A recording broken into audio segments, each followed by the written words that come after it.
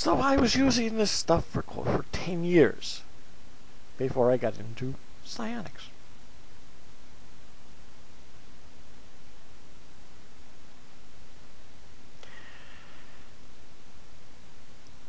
It is something new. But it's not new now. It was then.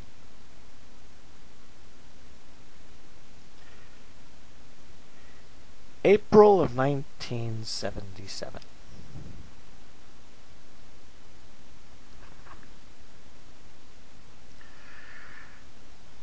Early April.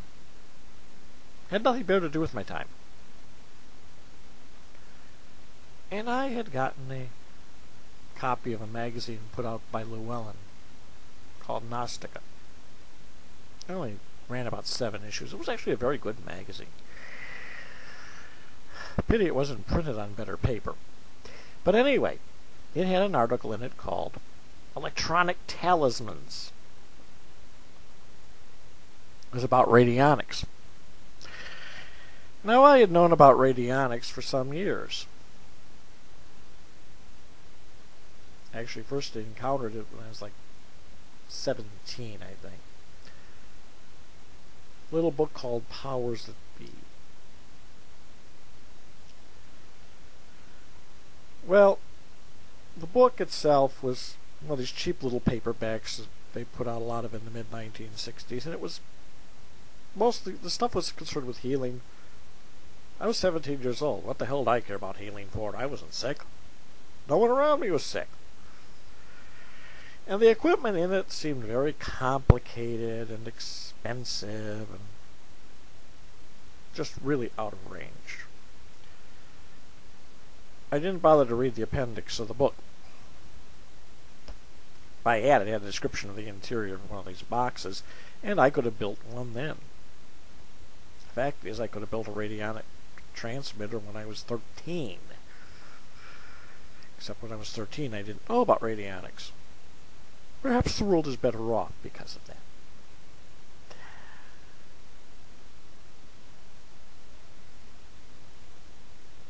Anyway, I read this article. I figured, I'm doing talismanic magic.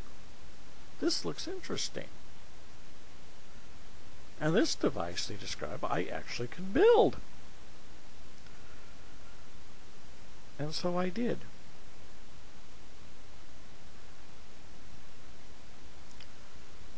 I went to work, ran out to the local electronics store, found an old shoebox to put it in,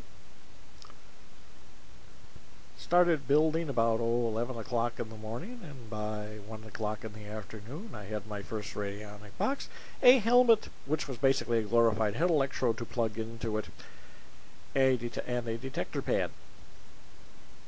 That's how easy it is to make this stuff. This is why anyone can do it. I, who know nothing about electronics, I can't even work a soldering iron properly.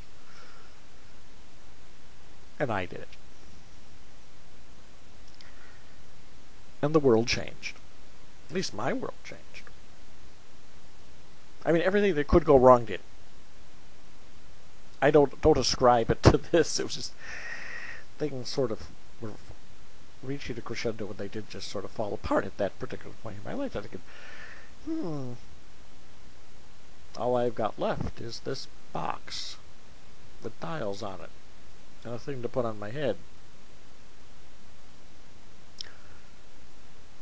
And the weird thing about it is that box with the dials and a thing to put on my head carried me through.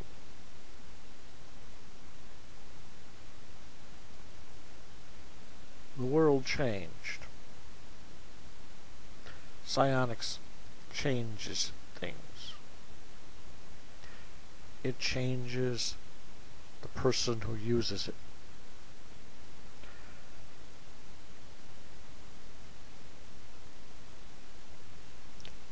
But enough of that. To the box.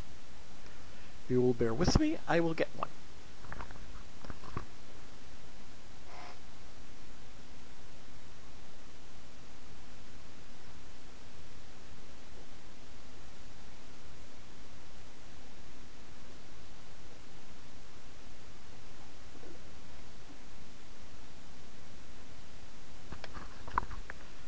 This is a radionic box that was given to me by a friend.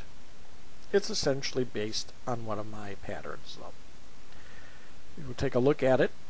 You will see there are 3 dials. That round thing that's kind of reflecting is the stick pad. It's a simple plastic plate, a can, and a couple of jacks for plugging things in and plugging things out.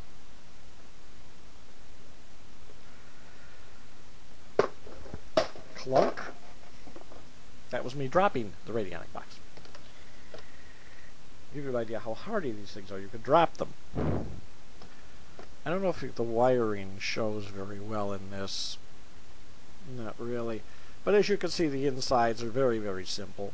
There's nothing spectacular to it. This sort of box is perfect for giving lectures and that, because you can just pop it open and people can look at it and go, "Is that all? All that fuss over that? You mean they charge thousands of dollars for that?" Well, sometimes they put amplifiers in and things they call chi generators, whatever. Lights that flash on and off, and little computer chips that make the lights flash on and off in order, and other things, and fancy antennas sticking out. That's basically it. That's your basic radionic box. That's all there is to it. Nothing fancy. Nothing worth spending thousands of dollars on. Except for the workmanship. Some of those expensive ones are actually very well made. But you don't have to do that. At least not when you start out. Well, as you can imagine, the people who make those expensive boxes didn't like me very much.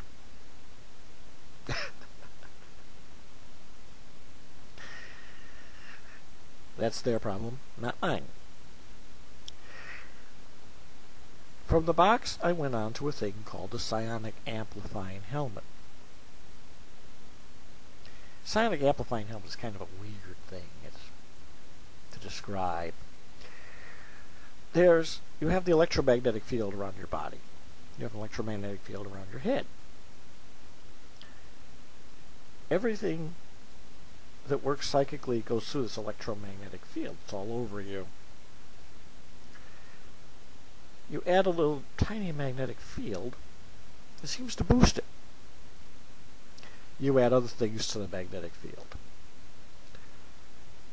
The other things to the energy field. And you boost even more. Now there comes a point where you boost too much, you make the thing too heavy, and you get a headache when you put it on. And there are people who market helmets that, God, they must weigh 250 pounds, all the gewgaws they put in them. That's assuming they don't fry the brain of the person wearing them. I prefer to keep things simple. Very simple. So I am going to show you one of my older helmets. Bear with me.